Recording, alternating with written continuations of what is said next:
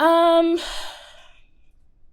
so what am I on? Number five. Number five thing that I didn't like.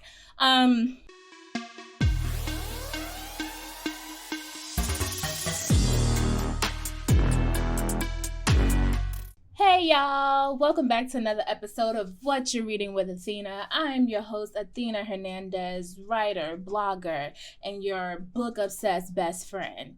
Yeah, how you doing? I miss you. What y'all been up to? What you been up to? I hope you guys have been having a good week. I hope you haven't been experiencing any of this crazy weather. If anybody's in Texas, God be with you. God bless you, because it was ghetto out there.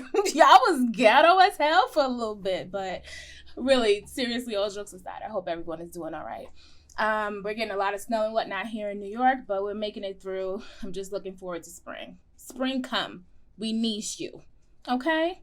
So I'm going to jump right into it and let y'all know what I've been up to. I have just finished reading a book, as I always do when I come here. The book that I've been reading, just to refresh your memory, is When No One Is Watching by Alyssa Cole. So here it is. And this is in the thriller genre. This is actually our last thriller book. I've read 4 so far. So this will be the final one that I selected to kind of wrap up this section of things. So let's get into it. So to start off, When No One Is Watching is a story that follows our main character, whose name is Sydney Green. She is a Brooklyn native who returns to her neighborhood and finds that things have changed quite a bit. Where a lot of her neighbors used to be Black and she knew them, and she was kind of, it was her hometown, it was where she grew up. She comes back and she finds a whole lot of new infrastructure, a whole lot of new things, including a whole bunch of new white people. And frankly, there's just too many white people in here. And so she's becoming frustrated with what's going on, which is gentrification. But as things go on, she starts to realize that all of these neighbors that have left maybe possibly haven't really left. There may be something a little bit more sinister behind why they're just disappearing. The people are just leaving with no word. They're not telling anyone. They're not saying anything. It's just like literally one day they're gone and this whole new white family is moving into their beautiful brownstone. So let's start out with that. I mean, awesome premise. The premise is absolutely amazing. As soon as I read it, even last week, you saw my reaction to it. This hits home. I'm a native Brooklynite. I was born and raised in this here city. And yes, it's changed a lot. And it's changing rapidly. So I definitely was already invested from that standpoint. So I really wanted to see kind of how Alyssa, I'm going to call her Alyssa. You know what? From here on out, I'm calling all these authors by their first names because we're just friends. We're just friends. So Alyssa did a great job of kind of bringing across how dire the situation felt, because I feel it here in living in Brooklyn. I know that it's dire and that what's going on can feel very sinister, very planned, and very deliberate, even though people want to be like, oh, it's just, the times are changing. Bullshit. Okay, so something funny happened with this one. It was kind of like kismet. I was, over the course of me reading this book, which it took me about like a week or maybe a week and a half to read, I was listening to this other podcast that I listen to a lot called Code Switch. I believe it's an NPR podcast, but the podcast had this episode called Black History. So the name of the podcast is Code Switch, and the episode is Black History, and it's exploring Black romance, which is a little attention paid to not much attention is paid to the genre of Black romance, and they interviewed several writers who have become popular within that genre of writing Black, specifically, I think, Black historical romance. So they interviewed some writers, and lo and freaking behold, who did I hear come through on the podcast but Alyssa Cole? So I found that it was really funny to kind of, from what I understand, she's she typically writes Black romance, Black historical romances. And so I guess this is her first thriller, and this is the first time I'm reading this author, and then I'm listening to one of my favorite podcasts, and they happen to be on the episode. So it's the February 10th episode of Code Switch. I was like, look at this. But she was dope on the podcast. She made some really great points about kind of how Black people are represented in romance and in the literary genre in general. And I was like, I like her a lot. So I found it to be cool that I was listening to her, getting to know her perspective on, you know, this topic in her work, and also reading one of her most recent novels. So I was just like bathed in literary brilliance, and I was very happy with it. So that was an aside. Back to the story. So what did I like about When No One Is Watching? So I love the spin on gentrification. She really approached gentrification as more than just this kind of unfortunate social and political practice that happens, and really looked at it as something that's evil, which it really is.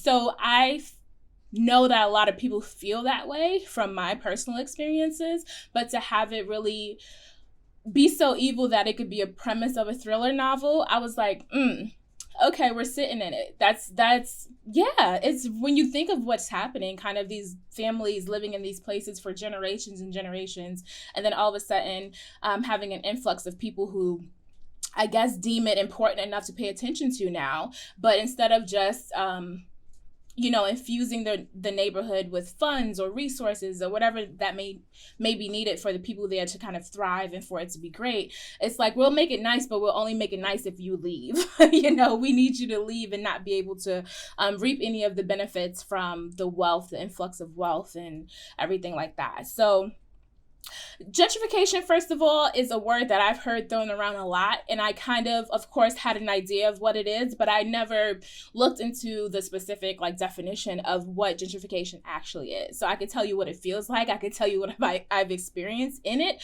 but I think it's important that we look at the actual definition of the word too, just so we know, what we're getting into as I mentioned this term, as we go through the book. I'm not going to spend a lot of time on it. It's not going to get all political, but I think it's important. Words mean things. Hello, Crystal. Words mean things. So, all right. So as defined in the Oxford Dictionary, gentrification is the process whereby the character of a poor urban area is changed by wealthier people moving in, improving housing and attracting new businesses, typically displacing current inhabitants in the process. So that's kind of where this topic becomes controversial. It's sad to see a bunch of people just being moved out of the place that they've raised their families, and it sucks. And one of the more sinister practices that happens related to gentrification is because people would say, well, just don't leave. Right. But they will do when these real estate agencies, when these banks, when these large corporations want something, they will do a little bit of everything to get it. So if they have a person who's in their way and they want a certain property or a certain land, there are a lot of illegal, nefarious things that they can do to make it really hard for that person to stay where they are. And so either through pressure, intimidation, threats, anything else, that person may, leave, may feel like they have no other choice but to leave. So that's kind of where this book centers around. So going back to what I said, I think it's a dope premise. I'm glad to see that an author decided to tackle this, which is, a touchy subject, but to make it, to take it from a thriller standpoint, I loved it. Okay, secondly, I really enjoyed the writing. I felt like the writing was so conversational and authentic. It really felt like one of my friends was talking, or like I knew this person. It was really easy to connect with her personality. It was hilarious. I mean, I don't know if Alyssa Cole does stand-up comedy, but I feel like she probably could have another career as a comedic writer, because it was just like I had laugh out loud moments. Definitely was so funny. So I enjoyed reading that, and that kind of kept me engaged. And also, so the main character, Sydney, is kind of paired with this other character, Theo. So we're getting the story from Theo's point of view and from Sydney's point of view. Theo has just moved to the neighborhood. Theo is white. He's moved there with his wealthy girlfriend, who their relationship isn't great, though. They're very rocky. And he kind of gets involved with or becomes intrigued by Sydney because Sydney kind of crashes this tour full of white people. She comes on the tour and she's letting them know, like, all these little facts and tidbits that you're learning about the neighborhood. No, learn the real story behind this neighborhood, who really lives here and what really happened. So he becomes kind of intrigued with her from there, and then he volunteers to help her put together a tour. She wants to do her own tour, like a black tour of the neighborhood. And so he's like, I'll help you, because he's unemployed and not doing anything. So those two kind of meet and get together like that. And it's really awesome to watch their kind of back and forth. And she's really annoyed with him most of the time. So, but he's persistent. And so that's interesting to see. I like the way that those two characters were written and how they kind of work within one another. Okay, so that was what I liked. Of course, now we have to get into what I didn't like. So, few things. It felt a little like a history textbook at a lot of points. It's supposed to be a novel, you know? It felt like I was just reading like The History of Brooklyn by Alyssa Cole, you know, a little bit. And I was like, is this still a book? Because there was one scene where they go to a museum here in Brooklyn, the Weeksville Heritage Center, which is, you know, of course, gives the history of a neighborhood in Brooklyn called Weeksville. And I felt like we spent a lot of time there.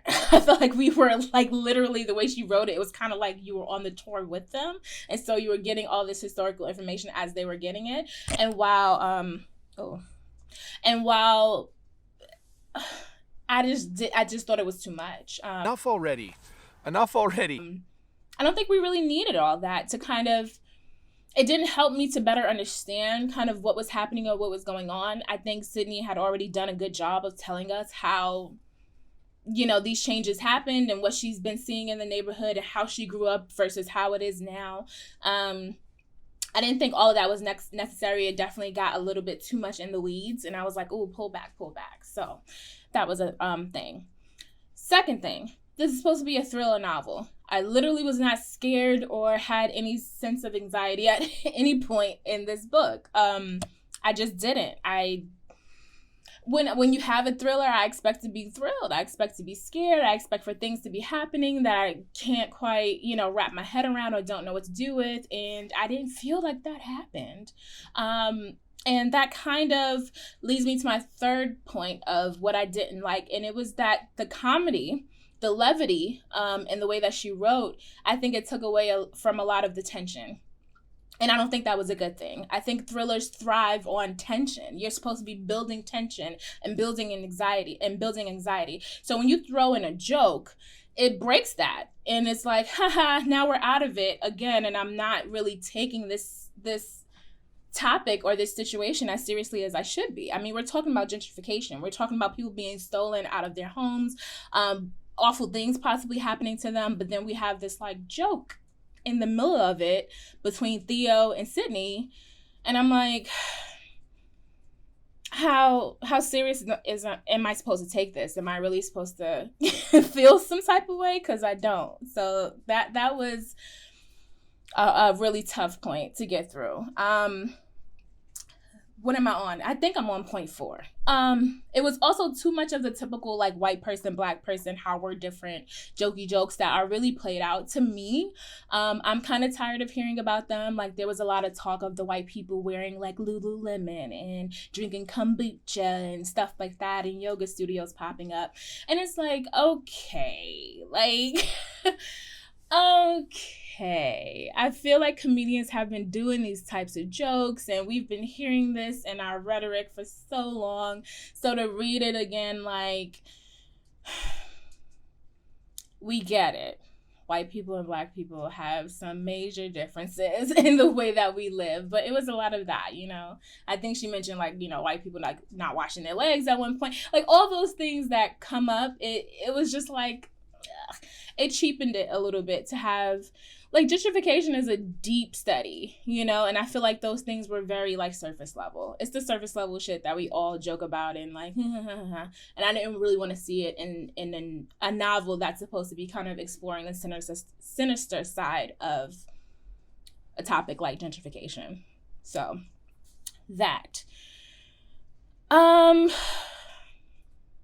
So what am I on? Number five thing that I didn't like. This as a thriller was a really tough sell to me. I didn't get thriller from it. I think it was because what was happening wasn't really radical. The book is compared to like Rear Window. It says Rear Window meets Get Out. And it wasn't radical enough for it to be like, oh crap. You know what I'm saying? This is gentrification. This really happens, and without giving too much away of the novel, but what we find out is actually happening to the Black people that are being displaced from this is also not radical. It's historical. These things actually did happen. So I was kind of, again, feeling like I was reading like a Tuskegee experiment book or something like that, which is like terrible history, but it's not really thrilling or like, it's just, it is what it is. It's unfortunate. It's sad. But no, I didn't get thriller. I didn't get thriller from this. And I really wanted to, get a thrilling aspect of it, but I didn't. Yeah, it just wasn't far-fetched enough. I feel like with Get Out, if you haven't seen Get Out, it's your problem. I don't care if I'm spoiling this for you. It's been out for a really long time. So in Get Out, the premise is that like this family or this neighborhood of white people have been stealing the bodies of like young virile Black men and women and implanting their brains into the bodies of these Black people so that they could live longer. So it's like their subconscious, their brain is being put in these like young, athletic, Black people. So you're using like the strength of these people to continue to live your life longer past your old age, right? Crazy, right? It's a crazy concept. And it's like that kind of like almost too terrible to be true thing really grips you and really puts you on the edge of your seat. Whereas this, again, gentrification happens. It really happens every single day. So it wasn't like far-fetched when it's like you're living it. So it kind of, I'm like, this is not thrilling. This is Thursday. Like, this is what happened on Thursday to Day and them. They used to live over there on Fort Greene Place and now they don't. Like, it's something that happened. So again, like I said, I don't know if it's just me and my personal connection to the story. I thought that would have strengthened it, but maybe I'm being overly critical or maybe it's not hitting me as much because, of, what we've experienced here. But still in all, I don't think that's true. Because I think I'm able to be like unbiased, but we'll see. So overall, taking into account what I liked about it and what I didn't, I think I would give this book a 2.5. So I think we're halfway there because I really think we had a great, I'll give it a 3. I will give this book a solid 3 because I think the premise was great, and like I said, her writing was fantastic. I really enjoyed the writing. The pacing was a little slow. It dragged for a bit for me, which is why it took so long. Y'all know I'll be going through books, but this took a little over a week of me going back and forth because it didn't pull me in. It didn't pull me back to it. So I read it just for the sheer enjoyment of reading her writing because I think she is a phenomenal writer. But just as far as building story, I think the execution of the story and kind of building that out to have it really be a thriller it fell flat. So I felt like we missed it with that. But if you want to read an interesting story about Brooklyn and gentrification with a thriller spin on it, it's interesting. It's an interesting read. So that's where I rest at a 3.0 for that one. Okay. What we're going to do is get into some reviews. We're going to review some reviews, y'all. Let me pull up some 5-star ratings so we can start out strong and with a positive tinge to things before we jump into the deep end. I'm going to go with this one that just popped up. It's a 5-star. It was right up there at the top on Goodreads, so I'll go with it. This reviewer says, emotionally, this book is 5 stars for me. As I read on, I found myself having this sense of respect toward Alyssa Cole. Rationally, it is 4.5 star rating. But what are ratings other than estimation of oh girl, you're losing me. Okay, so what she's saying is all she can speak on is how the book made her feel. Okay. Skip ahead. This is not a thriller in the classic sense or a story you would picture when thriller is mentioned. Alyssa Cole has put her own unique spin on it, and that's what I admired about the story. It's subtle, eerie. It sneaks up on you, even though at the back of your mind you're aware that something sinister is lurking. You cannot pinpoint its source. Right. Agreed. Like I said, it felt very much like a textbook. It was very educational. Even the points where there was a lot of information coming at you about the history of Brooklyn, it is interesting. I'm not saying it's not interesting, but when you are just looking kind of for a great story and to be kind of thrilled, having all that chunky historical information is a lot, and it takes away from the story. And so yeah, it is not a thriller in the classical sense. That's not what you're gonna get out of this book. But I can get on board with her. I told you I love Alyssa Cole. I'm definitely gonna go back and read her other novels to see her writing a bit more in her typical genre. I don't want to say her genre because I hate putting writers like that's your genre, no, you can write whatever you want, but in something that she has more experience writing. I want to see kind of how her writing comes through with that, because I really do enjoy her writing. Yeah, it's brave to take on this story and kind of tell it with this spin on it. I think it's a really, really bold move, and I'm glad she did it, regardless of, how I connected with it or not. I'm glad she did it. All right, moving on. So this reviewer says, the craziest thing about this book is that this shit could actually happen. Usually when I read thrillers, I'm like, okay, this could happen, but it'll have to be the craziest thing ever. But this book, this shit does happen. Right. I enjoyed this book because it brought out the right kind of anger, frustration, and fear. There were points where the characters were microaggressive and I wanted to put it down so bad, but I literally could not put this book down. Okay, so they gave it 5 stars. Really, pretty much what I just said. It's not that far-fetched. Not it could happen, it does happen. You know what I'm saying? It really, it's not out of the realm of possibility. It has happened historically and it's going to happen again. So that was dope to read. Another thing that she mentioned, there were points where the characters were microaggressive. That brings up another thing that rubbed me the wrong way as well. I don't feel like they were microaggressive at all. They were overtly racist. And that was kind of off-putting to me to read. And not because it made me uncomfortable from, a racism standpoint. It's just that I didn't feel like it was honest. I feel like a lot of the racism that we experience as Black people on a day-to-day basis is not so in your face. Like someone literally telling you, we don't sell 40s here. You can leave. Yeah. They ain't just gonna yell at you in your face we don't like you, you're Black. It doesn't happen so much. Not saying that it doesn't. It does. But typically a lot of the stuff that we experience are microaggressions. And these to me weren't microaggressions. They were maybe on the borderline, but it was these white people were just saying all the things and just being super over the top with every damn thing. And I was okay. In real life, it would probably be a little bit more subtle than that. But okay. All right. So those are the 5-star reviews. Let's go ahead and jump into the muddy waters of the 1-star reviews and see if we can make our way out. So this first 1-star review says, I love Alyssa Cole, but I'm a New Yorker and I reserve the right to be persnickety about literary representations of New York. Taking on Brooklyn as your muse is no small thing to commit to, and this particular Brooklyn felt very off. I am not gonna read all that because she... When no one is watching buys into the paradigm that all whiteness and all blackness is the same, the book depicts a Brooklyn oddly demographically scanned. There are black people, some of who have their West Indian roots acknowledged, but most of them are just depicted as a reductive group.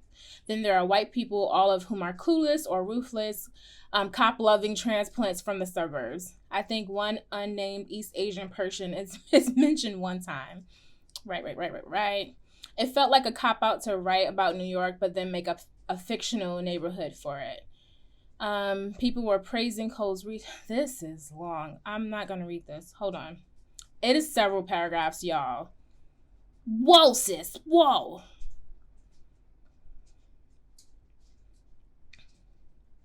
Okay, overall, as other people have mentioned, the pacing was wild and the characterization was whack. Overall, the book's kind of a mess. For better books in New York, she would recommend some other stuff. Right. Yeah. So I think that goes back to what I was saying before. It was very just like typical. It was very typical of like, oh, white people are like this. Oh, black people are like that. And we're different. And they're weird. And I was just kind of like over it. So I get what she talks about. The Brooklyn that I do live in is not like that. It's a lot of stuff going on in between there. I think that's why she put in Theo as this white person who's a little bit different, but he seems like a little bit white savior complex, white savior-ish, in that he's like, I'm different. I'm not like the other white people. I grew up poor and had a tough life too, you know? And it was like she threw in this one. She was like, I'm going to give you one white. I'm going to give you one good white. Because it was just like every other white person was just like the devil. Okay? The honest devil. So yeah, I would have appreciated a little bit more nuance as well. Because like I said, it's not that, especially in Brooklyn, maybe in certain areas of the deep, deep South, you'll get people like being super racist, like directly to your face. But in New York, it's subtle. It's subtle. It's not going to be just this in your face, super racist thing that someone says, you know? So, let's go to another one. Let's pick another 1 star. Okay, so this person just pretty much puts their review into rant, rage, and rag. So rage is an angry diatribe against white society, mocking with worn-out cliches that if reversed would be hate criminal. Okay, no, I'm skipping that one. We're not doing the reverse racism shit. Okay, next one. Okay, this one starts with, whew, this was awful. All these 4 and 5 star reviews, did we read the same thing? While there were multiple horrible things about this novel, the one that absolutely killed me was the extreme overuse of the current Twitter, internet buzzwords and sayings. Yes, Bodega Becky, go off sis, toxic masculinity, trauma, confidence of a mediocre white man, and therapy, among others, were all ticked off. It's like the author scrolled a Twitter timeline and made sure to include every popular term she saw. I rolled my eyes every single time because it was overkill. Definitely. And she says, furthermore, while it's clear that gentrification is the subject matter of this novel, there is literally nothing else going on here. Usually there's a build-up and characters have other things going on until the plot thickens, but here Sydney is hyper-focused on gentrification and mommy 24/7. Does she literally have nothing else to do? So yeah, I would have to say that I agree with that. I'm sorry, I'm just hand sanitizing. Had to take a break. It could have been meatier. It could have been more fleshed out. I feel like we could have left out a lot of the historical stuff and just focused on what was happening then and now with the characters and kind of what they were uncovering and whatnot, and we would have been fine, because I really don't think that any of the historical stuff helped. It didn't help me to, like, if you could literally just cut out all that stuff and I still would have had the same story of what was going on here. So that was the thing. Yes. All right. So there you go. You got some fans of super 5-star fans of When No One Is Watching by Alyssa Cole. We heard some 1 stars, and then you have me, who's falling pretty much right in the middle. But pick it up. If you feel like you're interested and you kind of want to see how this pans out for yourself, then go ahead.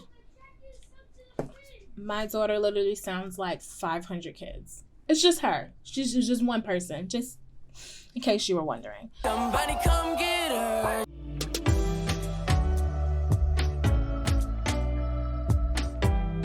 Typically, we would go into my next genre, which I said was going to be mysteries. No, I lied. We would be going into my next genre, which I said is going to be fantasy. I'm really excited to kind of get into that. I don't read enough fantasy books, so I really want to get into it. But the culture has had me stop and put a pause on that because there is something else that is happening.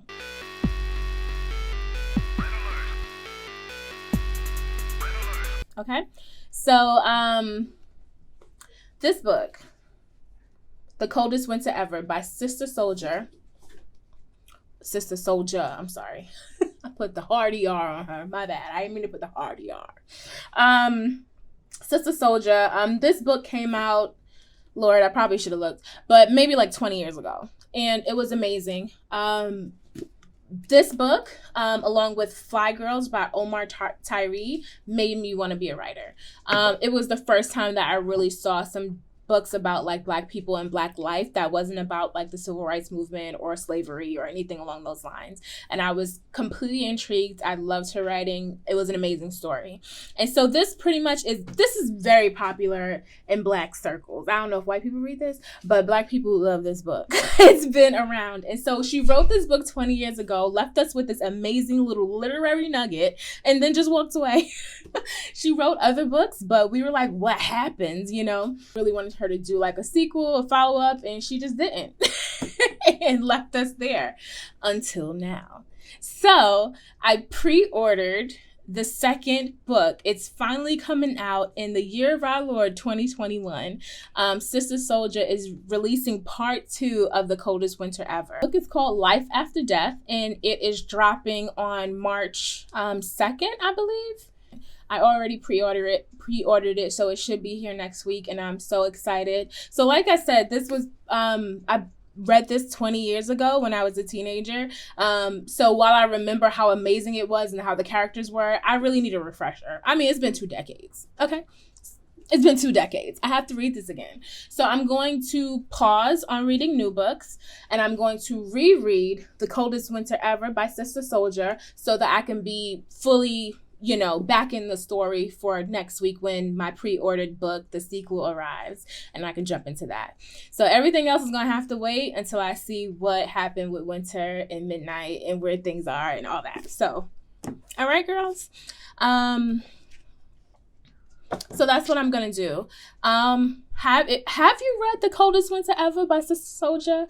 If so, I am open to having a full talk and chat about this in the comments, and I can't wait to read the second book and find out what's going on and talk to you guys about that as well. So I will be coming back to do a review on part 2 of The Coldest Winter Ever, the Life After Death book.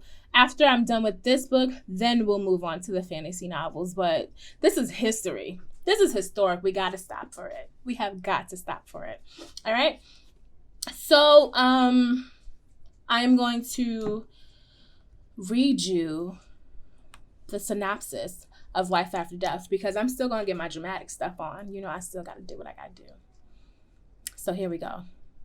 You ready? My dramatic stuff, please. Here we go. Winter Santiago hit time served. Still stunning, still pretty, still bold, still loves her father more than any man in the world, still got her hustle and high fashion flow. She's eager to pay back her enemies, rebuild her father's empire, reset his crown, and ultimately to snatch Midnight back into her life no matter which bitch had him while she was locked up. See, we're already starting with the messiness. Yes! But Winter is not the only one with revenge on her mind. Simone, Winter's young business partner and friend, is locked and loaded, and Winter is her target. Will she blow Winter's head off? Can Winter dodge the bullets? Or will at least one bullet blast Winter into another world? Either way, Winter is fearless. Hell is the same as any hood, and certainly the Brooklyn hood she grew up in. That's what Winter thinks. I'm ready. I'm so ready to see what the hell has been going on. This has literally been 20 years. Hold on. We gotta go back. When was the Coldest Winter Ever published? Coldest Winter Ever came out in April of 1999. Okay, so this is also a testament to any of the writers that follow me and watch these videos as well. This made me feel amazing. When you have an amazing body of work, people gonna wait for it. Your fans will still be around. If they haven't died in the last 20 years, it's Sister Souljah. Like, mad at your fans have died.